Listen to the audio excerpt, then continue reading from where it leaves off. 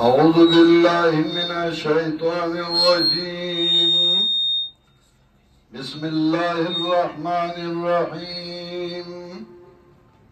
واضرب لهم مثل الرجلين جعلنا لأحدهما جنتين من أعناب وحففناهما بنخل وجعلنا بينهما زرعا كلتا الجنتين آتت أكلها ولم تظلم منه شيئا وفجرنا خلالهما نهرا وكان له ثمر فقال لصاحبه وهو يحاوره أنا أكثر منك مالا وأعز نفرا.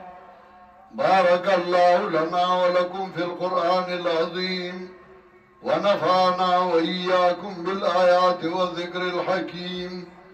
إنه تعالى ملك بر ورب رؤوف رحيم.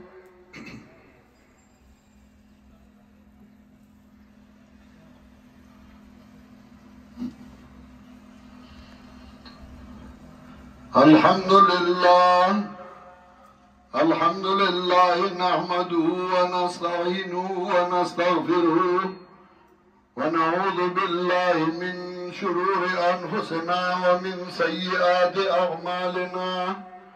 من يهده الله فلا مضل له ومن يضلله فلا هادي له ونشهد أن لا إله إلا الله وحده لا شريك له ونشهد أن سيدنا ومولانا محمدا عبده ورسوله صلى الله تعالى عليه وعلى آله وأصحابه وسلم، خصوصا على أولهم وأفضلهم بالتحقيق سيدنا أمير المؤمنين أبي بكر الصديق رضي الله تعالى عنه، وعلى أمير الناطق بالصدق والصواب سيدنا أمير المؤمنين عمر بن الخطاب رضي الله تعالى عنه، وعلى جامع القرآن كامل الحياء والإيمان